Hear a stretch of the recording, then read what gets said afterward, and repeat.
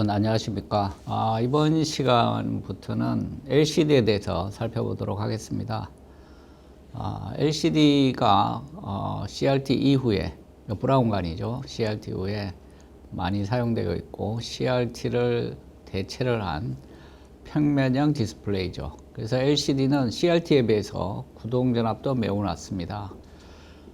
그리고 셀갭이 작아서 이렇게 두 장의 유리 사이 간격이죠. 두 장의 유리를 붙여서 만듭니다. 두 장의 유리 사이에 액정이 있는데 셀갭이 작죠. 한 수 마이크로 정도고 매우 얇죠. 그리고 소비 전력도 작습니다. 소비 전력도 작고. 그래서 이러한 LCD에 대해서 살펴보도록 하겠습니다. 자, LCD는 빛을 이용하는 겁니다. 빛의 밝기를 조절하는 거죠. 화면을 보면 위치마다 밝기가 다릅니다. 그 밝기를 조절하면 우리가 원하는 이미지를 만들어낼 수가 있는 거죠. 색깔도 마찬가지입니다. 색깔도 삼원색의 조합으로 다양한 색깔들이 구현이 됩니다. 그래서 RGB, 삼원색의 밝기를 잘 조절하면 우리가 원하는 다양한 색상을 만들어낼 수가 있는 거죠. 그래서 화면에 원하는 위치의 밝기를 조절하는 것이 디스플레이 소자라고 할 수가 있겠습니다. LCD는 빛의 평광을 이용하고 있습니다. 그래서 빛은 전자기파죠. 그래서 여기에 보면 파동을 그려놨습니다. 파동을 그려놨는데, 그래서 여기 화살표는 전기장만 표시를 해 놓은 겁니다. 여기에 수직 방향으로 자기장도 같이 변하고 있죠. 그렇지만 이 그림에서는 전기장만 그려 놓은 겁니다. 그래서 전기장이 어떤 방향으로 점점 증가하다가 다시 감소하고 반대로 증가하고 이렇게 진동을 하면서 전파가 되는 게 빛이라고 할 수가 있겠습니다. 그래서 지금 이 왼쪽 위에 있는 것은 빛의 진동 방향이 수직 방향이죠. Z축 방향으로 지금 진동하고 있는 그러한 빛입니다. 이렇게 한 가지 진동 방향만 있을 경우에 우리가 평광이 됐다고 합니다. 일반적으로 주변에 보이는 빛은 이 진동 방향이 아주 다양합니다. 지금 수직 방향으로 진동하고 있지만 수평으로 진동하는 빛도 있을 것이고 비스듬하게 진동하는 빛, 다양한 그 진동 방향의 빛이 섞여 있습니다. 그 중에 하나만 골라내서 이용하게 됩니다. 그래서 지금 이 왼쪽 위에 건 수직으로 진동하는 성분만 있는 그러한 빛이죠. 왼쪽 아래쪽에는 수직 성분도 있고, 여기 보면 수직 성분도 있고 수평 성분도 있습니다. 이 두 성분을 합해보면 45도 방향이 되겠죠. 비슷한 방향으로 진동하는 빛입니다. 이렇게 진동하는 빛이죠. 이건 45도 방향으로 진동하는 그러한 빛을 나타내고 있습니다. 성분으로 보면 수직 성분도 있고 수평 성분도 있는 것이죠. 이 45도로 진동하는 이 일렉트릭 필드, 전기장을 성분으로 분해를 해보면 수직 방향하고 수평 방향의 합으로 나타낼 수 있다. 이런 게 되겠습니다. 그래서 이러한 경우는 우리가 선평광이라고 합니다. 자, 이건 진행하는 방향. 자, 여기서 쳐다보면 진동은 이렇게 아래 위로 수직으로 진동하는 선평광이 되겠고요. 자, 요거는 여기서 보면 비스듬하게 진동하는, 자, 이렇게 진동하는 그러한 선평광의 빛이 됩니다. 이 45도로 진동하는 빛의 특징은 보면 위상이 똑같다는 겁니다. 수직 성분하고 수평 성분하고 항상 위상이 똑같습니다. 0일 때는 둘 다 0이죠. 최대일 때는 둘 다 최대입니다. 이건 위상이 같은 거고요. 위상이 다른 경우가 있습니다. 오른쪽 위에 있는 건 위상이 다르죠. 자, 수직으로 진동하는 빛하고 수평으로 진동하는 성분하고 위상이 차이가 있습니다. 자, 수직으로 진동하는 성분이 최대일 때 수평으로 진동하는 성분은 제로입니다. 그래서 요만큼 위상이 달라져 있죠. 이게 파장으로 따지면 4분의 람다입니다. 그래서 여기까지가 한 파장인데 람다죠. 그 중에서 4분의 람다만큼 각 성분이 수직 성분과 수평 성분이 위상의 차이가 있는 거죠. 이렇게 위상의 차이가 있으면 이건 선평광이 안 됩니다. 보시면 자, 빛이 이렇게 진행한다고 하면 빛이 진행한다고 해보죠. 진행한다고 하면 처음에 요 부분은 여기서 봤을 때 아래쪽 성분만 보이겠죠. 그래서 수직 성분만 보이게 됩니다. 그래서 진행하는 쪽에서 쳐다봤을 때 빛은 아래쪽으로 전기장 성분이 있습니다. 그 다음에 시간이 지나면 그 다음에 요 성분이 보이겠죠. 이 시점에서는 수평 방향의 성분만 있습니다. 그래서 그때는 이게 보이게 되는 거죠. 그 중간점에는 수평 성분도 있고 수직 성분도 있어서 이게 45도 방향, 비스듬하게 아래 방향이 되죠. 그래서 그때는 여기에 있었을 겁니다. 좀 더 시간이 지나면 여기는 수직 성분만 있죠. 그래서 이렇게 됩니다. 그래서 전기장 성분이 이렇게 회전을 하게 되는 거죠. 이걸 우리가 원평광이라고 합니다. 이렇게 위상을 다르게 하면 원평광을 만들어낼 수가 있죠. 근데 어떻게 이렇게 위상을 다르게 할 수가 있을까요? 일반적으로 나오는 빛은 이렇게 위상이 다 동일하게 되어 있습니다. 근데 이러한 빛을 재료에 따라서는 굴절률이 진동 방향에 따라서 전기장의 진동 방향이 다 다른 재료들이 있습니다. 이렇게 진동하는 성분에 대한 굴절률하고 이렇게 진동하는 성분에 대한 굴절률이 다른 그러한 재료들의 이 빛을 통과시키게 되면 수평 방향으로 진동하는 빛의 속력하고 수직 방향으로 진동하는 빛의 속력이 달라지게 됩니다. 하나는 빨라지고 하나는 상대적으로 느리게 나오는 거죠. 그렇게 되면 이렇게 위상 차이가 생기게 됩니다. 그래서 이러한 원평광의 빛을 만들고 싶을 때는 이렇게 서로 전기장의 방향에 따라서 굴절률이 다른 그러한 재료를 사용하게 됩니다. 그래서 원평광이 되죠. 그래서 이렇게 빛을 우리가 평광을 시켜서 LCD에서는 이용하고 있습니다. 자, 평광된 빛을 만들어야 될 텐데 일반적으로 빛은 모든 방향으로 진동하는 빛들이 섞여 있습니다. 수직 방향으로 진동하는 빛도 있고 수평으로 진동하는 것도 있고 다양한 방향으로 진동하는 빛들이 섞여 있습니다. 이 다양한 방향 중에서 한 가지 성분만 골라내는 것이 필요합니다. 그래서 이건 우리가 메탈 와이어 그리드라고 하는 겁니다. 금속이죠. 전류가 잘 통하는 금속인데 요 피치가 주기가 굉장히 작습니다. 빛의 파장보다도 짧게 해주는 거죠. 그래서 100나노라든지 200나노 이렇게 작게 만들어야 됩니다. 이렇게 작게 만들어서 빛을 보내게 되면 여기를 통과한 빛은 한 성분만 가지게 됩니다. 지금 A 방향 성분하고 B 방향하고 성분 중에서 이 금속판을 통과한 빛은 A 방향의 성분이 됩니다. B 방향으로 진동하는 빛은 금속에서 흡수가 됩니다. 금속에서 전자기파 에너지를 흡수할 건 전자죠. 전자는 자유롭게 금속 내에서 움직일 텐데 빛이 이렇게 수직 방향으로 진동하는 이 일렉트릭 필드에 대해서 전자는 같이 움직이면서 에너지를 흡수하게 됩니다. 그래서 수직 방향의 성분은 이 전자에 흡수가 되는 것이죠. 그리고 다시 방출이 되어서 뒤로 반사가 됩니다. 그래서 반사되는 빛은 수직 방향으로 진동하는 성분이 되는 것이죠. 수평 방향으로 진동하는 빛은 이 메탈 내에 있는 전자들이 흡수하기가 어렵습니다. 워낙 폭이 작아서 전자가 움직일 수가 없는 것이죠. 그래서 이 수평 방향으로 진동하는 전자기파 에너지를 전자가 흡수하기 어렵고 통과하게 됩니다. 그래서 수평 방향으로 진동하는 빛이 통과하게 되는 것이죠.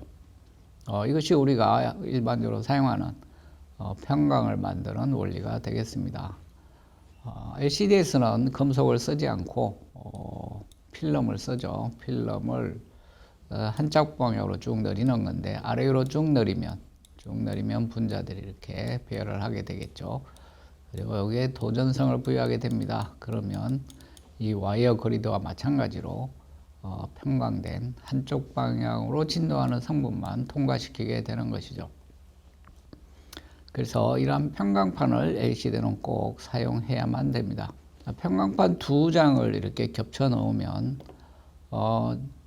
예를 들어서 지금 이 편광판은 이렇게 수직으로 진동하는 성분만 통과시키는 겁니다. 그래서 다양한 여러 가지 방향으로 진동하는 빛들이 섞여 있는데 이 편광판을 통과시키면 수직 성분만 통과하게 되는 것이죠. 자, 이렇게 45도인 경우에는 성분 분해를 해보면 수직과 수평으로 나누어집니다. 그래서 이 중에서 수직 성분만 통과하게 되는 것이죠. 그래서 전체적으로 평균해 보면 한 반 정도는 통과하고 반은 차단이 됩니다. 자, 이렇게 통과한 빛을 그 다음 편광판에서 같은 방향으로 편광판을 놓으면 잘 통과하겠죠. 수직으로 진도하는 빛이 통과하는 그런 방향이기 때문에 잘 통과를 할 텐데, 자, 요거를 90도 돌려놓으면, 다음 편광판을 90도 돌려놓으면, 자, 통과하는 빛의 방향이 수평으로 바뀌게 됩니다. 첫 번째 편광판에서는 수직으로 진동하는 빛만 통과가 됐었죠. 그러니까 두 번째 편광판에서는 차단이 되고 통과할 수가 없습니다. 그래서 이 부분은 검게 보이게 되겠습니다. 그래서 편광판 두 장을 어떻게 놓느냐에 따라서 이렇게 빛이 통과되기도 하고 통과되지 않기도 합니다. 각도가 이렇게 수직이 아니고 중간 각도를 가지게 되면 연속적으로 빛의 밝기가 변하게 됩니다. 자, IO라는 인텐시티를 가진 빛이 이렇게 입사를 하면 편광판을 통과한 반 정도 에너지가 줄어듭니다. 2분의 1 IO만큼만 통과하게 되는 거죠.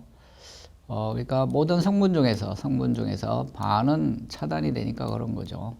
이 중에서, 자, 요 중에서 한 성분만 통과하게 되는데, 모든 전기장에 대해서 이렇게 한 성분만 통과하게 되니까 다 합해보면 반 정도가 통과하게 되는 겁니다. 그래서 편광판 하나를 통과시키면 한 50%는 손실이 생기는 셈이죠. 그래서 편광판을 통과할 때 이미 빛의 50%는 사용할 수가 없다. 손실이 생긴다. 이렇게 되겠습니다.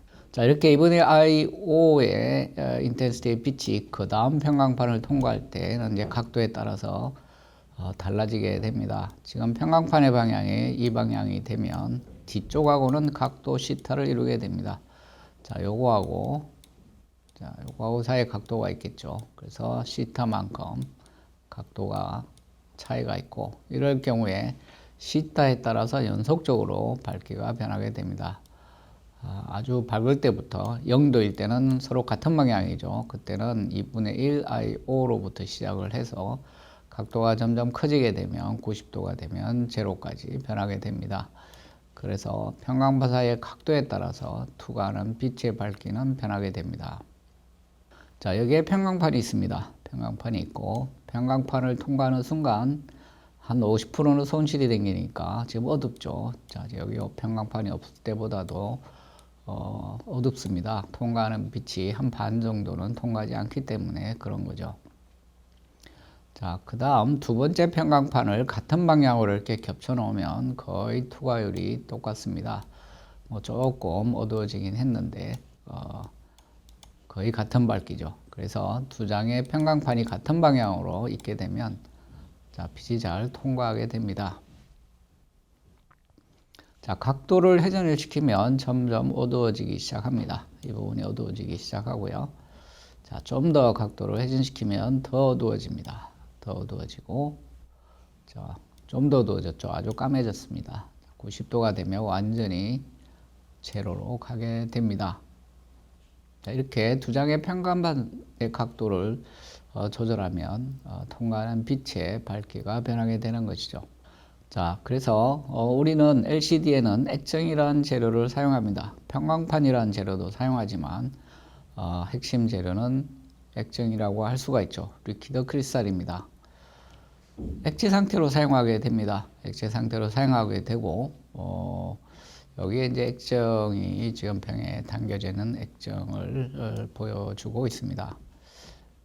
액정은 이 고분자입니다. 고분자고 유기재료죠. 그래서 긴 막대 모양의 형상을 한, 한쪽으로 긴 형상을 한 분자입니다. 그래서 이런 막대 모양의 분자가 늘어서 있는 것이죠. 자, 온도가 낮으면 이렇게 고체 상태가 됩니다. 고체 상태가 되고, 자, 여기서 이제 온도를 올리면 녹기 시작하겠죠. 그래서 액체 상태로 가게 됩니다. 액체 상태로 가게 되고, 자, 이 액체 상태가 됐을 때 이렇게 좀 뿌연 상태가 있죠. 온도를 좀 더 올리면 완전히 물처럼 투명하게 됩니다.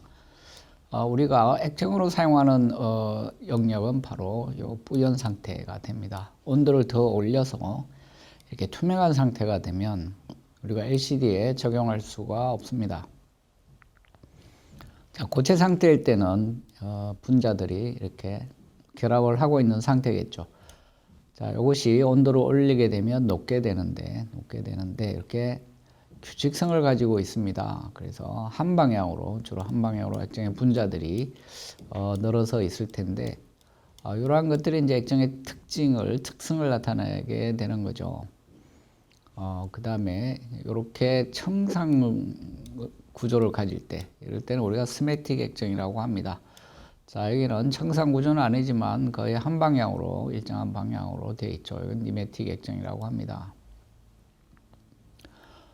그래서 이 온도가 낮을 때는, 높지 않을 때는 액정의 분자의 방향으로 이렇게 약간의 자유도를 가지고 배열되어 있는 상황이고, 온도를 올리면 충분히 열 에너지가 커지면 이렇게 무질서하게 분자들이 배열을 하게 됩니다. 그런데 이렇게 한 방향의 배열이 이렇게 병에 담궈 놓았을 때 전체가 다 한 방향으로 가기는 어렵습니다. 그래서 일부는 액정 분자들이 이런 방향으로 배열을 하게 되고, 또 일부는 또 이 방향으로 배열을 하게 되고, 이렇게 될 텐데 이 배열 방향에 따라서 굴절률이 달라지게 됩니다. 자, 빛이 이렇게 진행할 때 여기하고 여기는 굴절률이 달라지게 되는 것이죠. 그래서 굴절률이 다른 경계면에서는 빛은 반사가 일어나게 됩니다. 투과도 하지만 두 굴절률이 다른 경계면에서는 빛이 일부는 꼭 반사를 하게 됩니다. 그리고 이러한 반사는 여러 번 일어나게 됩니다. 여기에도 또 굴절이 다른 영이 또 반사가 일어나고, 이렇게 여러 번 난반사를 하기 때문에 뿌옇게 보이게 되는 것이죠. 그래서 이렇게 뿌옇게 보인다는 건 액정이 이렇게 규칙성을 가지고 있다, 배열을 좀 질서를 가지고 있는 상태다, 이렇게 말을 할 수가 있고요. 온도가 높아지면 완전히 무질서하게 랜덤하게 배열이 되니까 이때는 전체가 다 굴절률이 동일한 상태가 됩니다. 그러면 반사도 일어나지가 않죠. 그래서 투명하게 됩니다. 그래서 이렇게 투명하게 되기 시작하는 온도를 우리가 클리어링 포인트라고 합니다. 자, 그때부터는 클리어링 포인트를 넘어가면 LCD에 적용할 수가 없습니다. 그래서 이 클리어링 포인트 이하에서만 동작이 되는 것이죠. 그래서 이 액정은 바로 이러한 상태에서 사용하게 되는 그러한 재료입니다. 이러한 재료가 두 장의 유리 사이에 들어있는 것이죠. 그래서 아래쪽 유리가 있고 위쪽에 유리가 있고, 여기에 투명 전극도 있습니다. 전압을 가해야 되기 때문에 여기에 투명 전극이 아래 위에 형성이 되어 있습니다. 자, 그 사이에 액정이 들어있는데, 액정은 어떻게 배열하느냐 하는 것이 중요한데, 일반적으로 초기에 적용하기 시작한 건 이 트위스 니매틱 90도 꼬아 놓은 겁니다. 자, 아래쪽 기판을 보시면 액정의 분자의 배열이 이렇게 되어 있습니다. 자, 위쪽은 이 배열하고 90도 방향이 다릅니다. 그래서 이렇게 배열이 되어 있습니다. 자, 이렇게 되어 있고, 그 사이에서는 액정이 연속적으로 회전을 해서 점점점 각도가 변하고 있습니다. 그래서 우리가 사용하는 TN 액정은 바로 이런 식으로 두 장의 유리 사이에 액정이 구성이 되어 있습니다. 요 간격은 아주 작죠. 크게 그려놨지만 수 마이크로, 눈으로 보면 거의 붙어 있는 거나 다름이 없습니다. 자, 여기에 빛이 이제 들어가게 되는데, 빛은 그냥 들어가는 게 아니고 앞에서 본 편광판을 통과해서 들어가게 됩니다.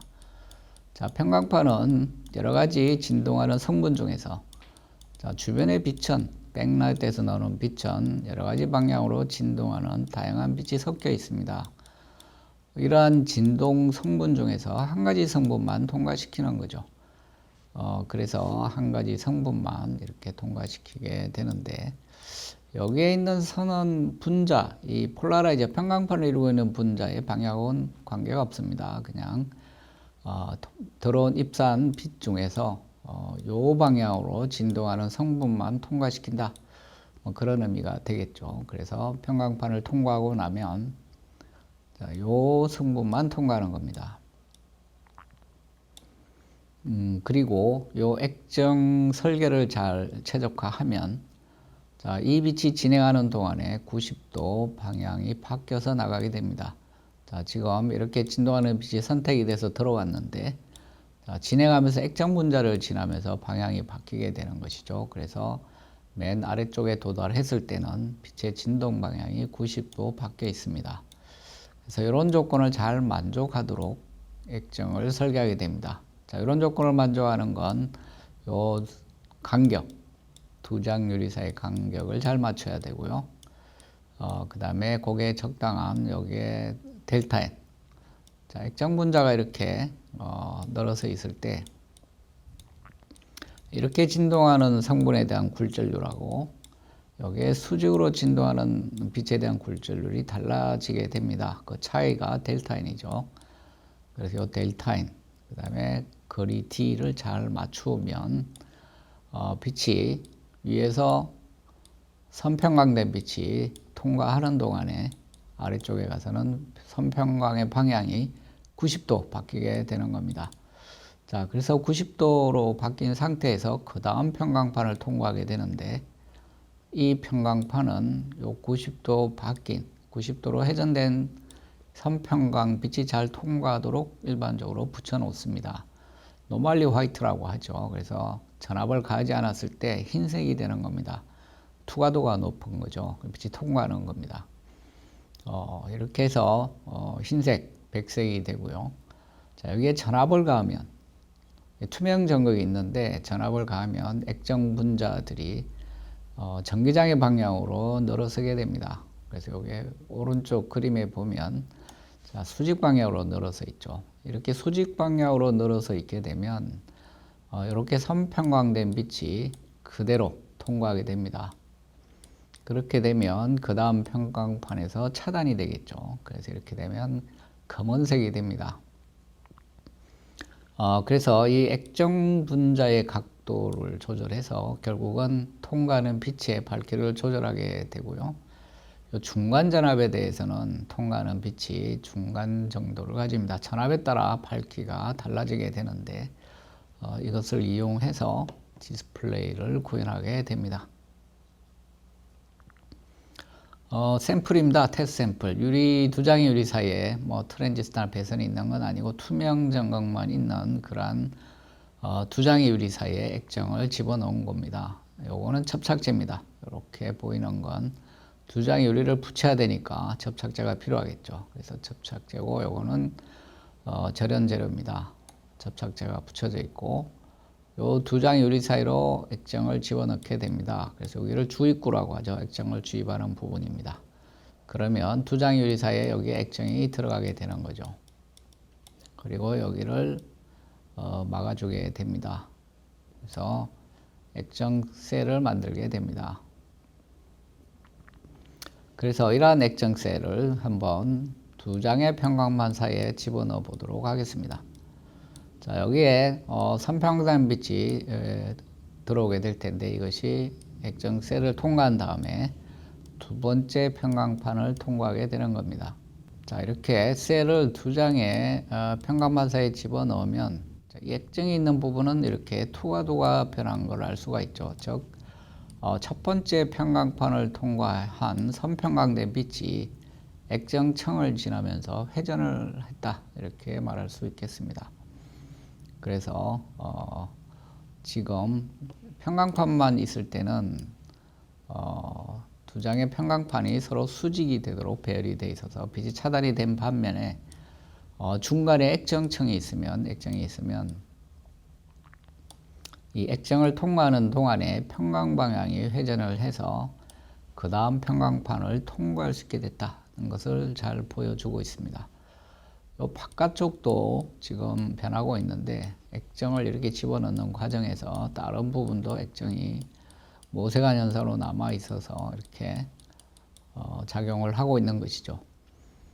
그래서 이렇게 두 장의 평광판 사이에 이렇게 액정셀을 집어넣어 보면 여기에 액정이 들어있는지 안 들어있는지 잘 알 수가 있습니다. 이런 경우는 액정이 들어있다는 걸 잘 알 수가 있죠. 만약에 액정이 들어있지 않다면 검게 보였을 겁니다. 검게.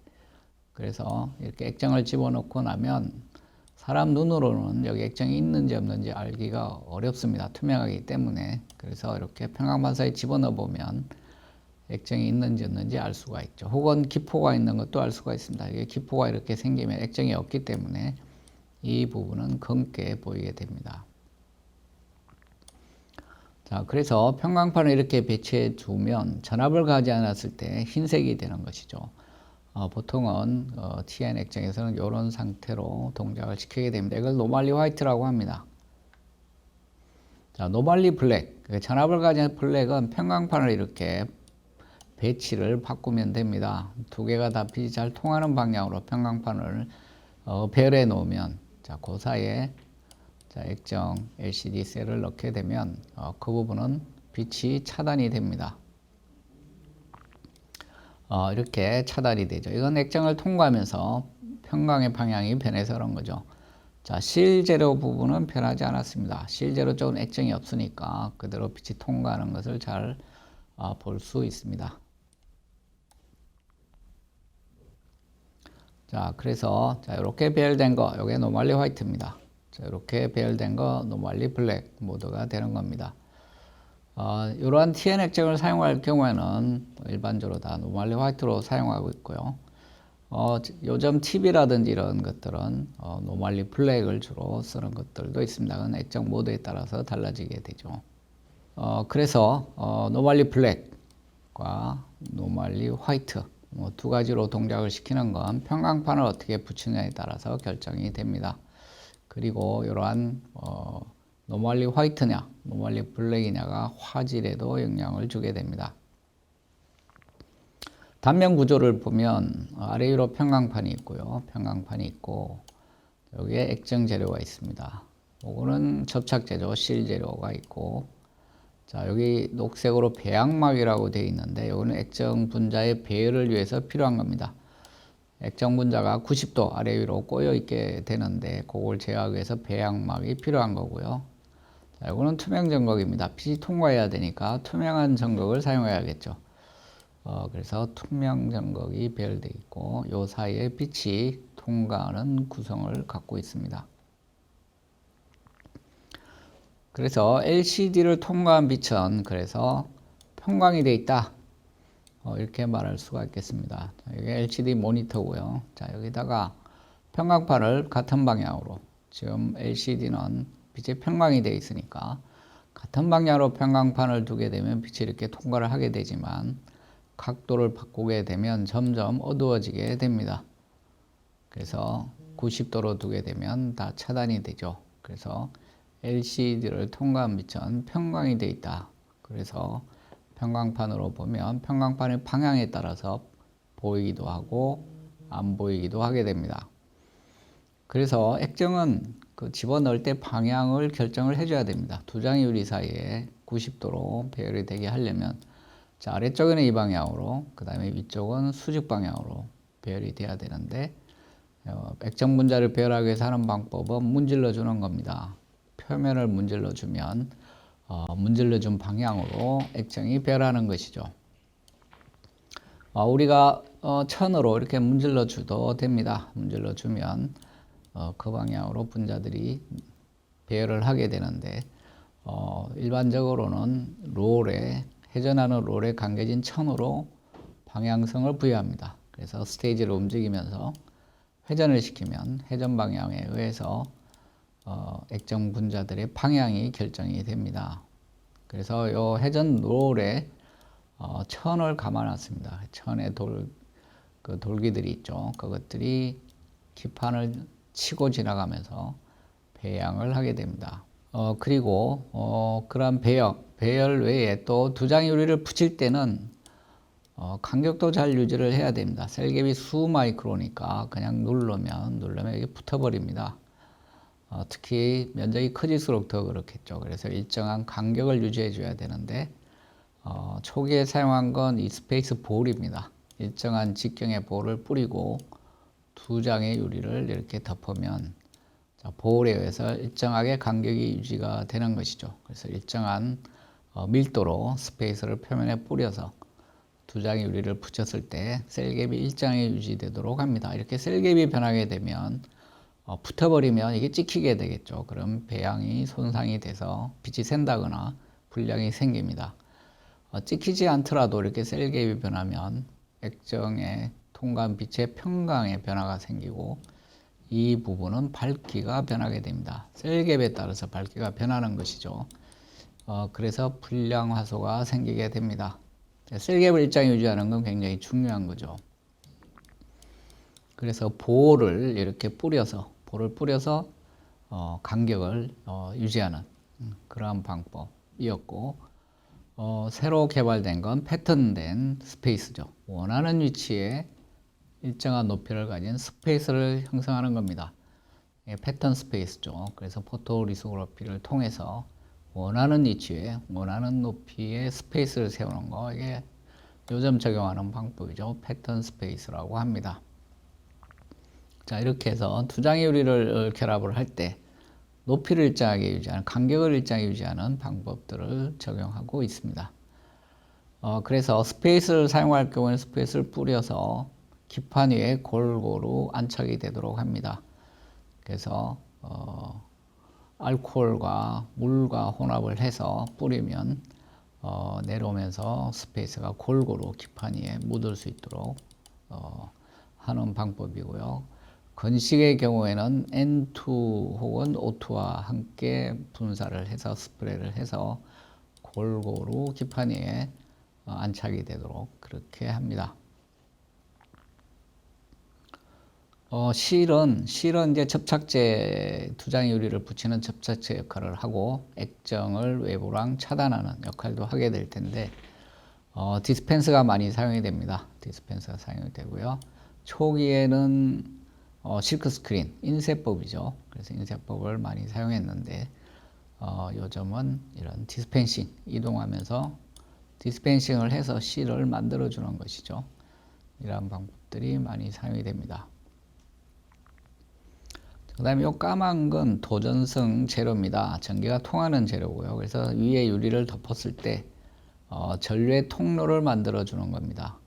아래쪽과 위쪽 기판 사이에 전류가 흐르는 통로를 만들어 주는 게 숏 패턴입니다. 까맣게 점으로 되어 있죠.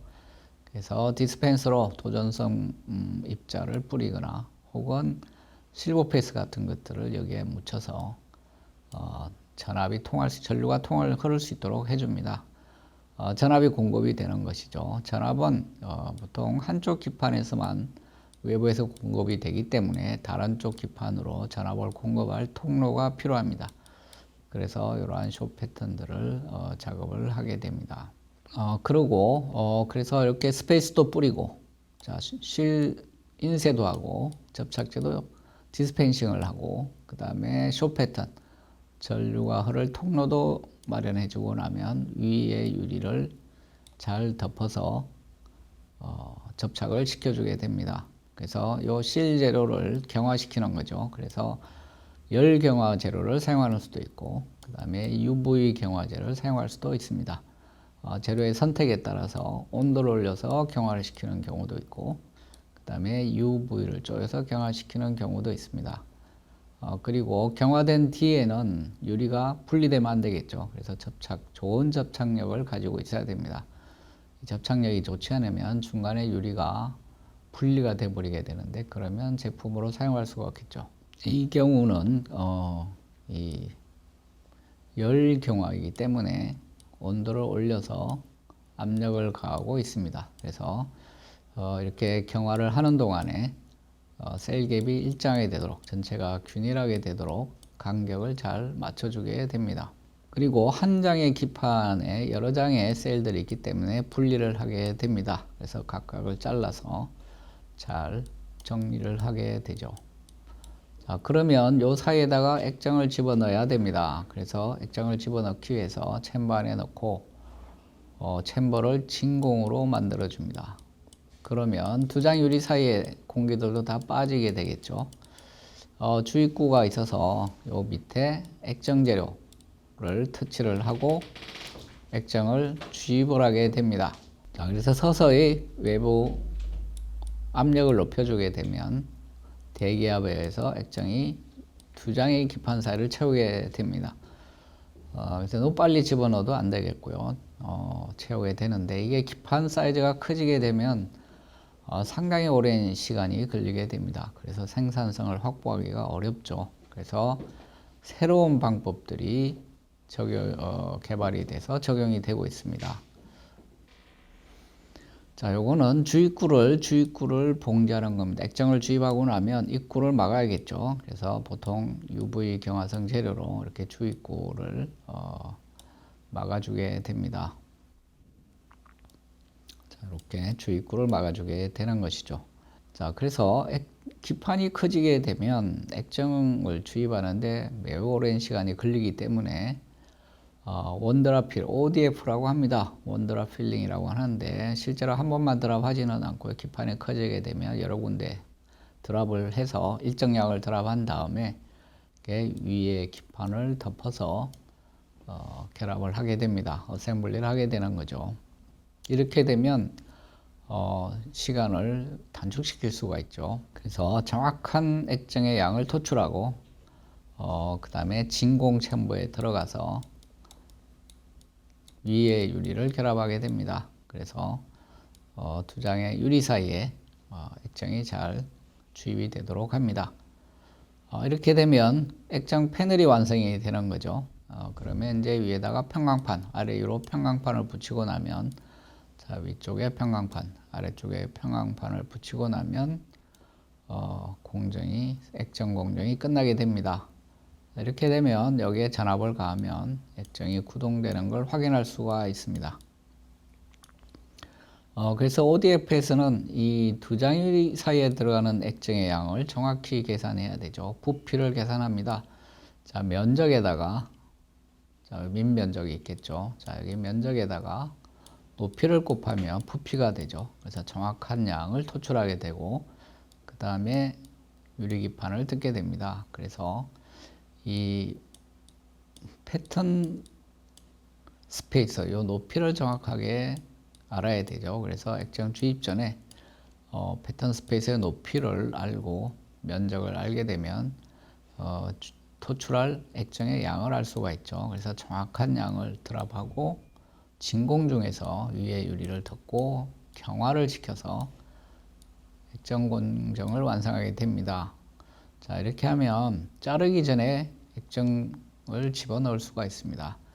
자, 과거의 방법에서는 이렇게 하려면 일단은 다 잘라야 됩니다. 그러면 굉장히 많은 셀들이 나와서 수작업이 많이 들어가게 됩니다. 근데 ODF를 하게 되면 이 상태에서 액정을 드랍하고 그 다음에 위에 유리를 한꺼번에 덮어서 액정 주입을 마칠 수가 있죠. 엔더실 공정도 필요 없게 됩니다. 그래서 액정 주입이 끝난 다음에 커팅을 해서 사용할 수가 있는 거죠.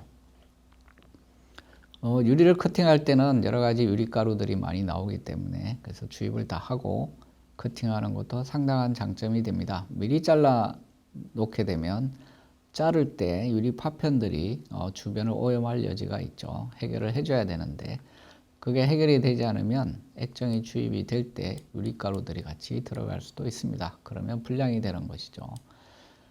그래서 액정 공정 중에서 초기의 주입법이 ODF로 바뀐 건 획기적인 공정의 개선이라고 하겠습니다. 네, 여러분 수고하셨습니다.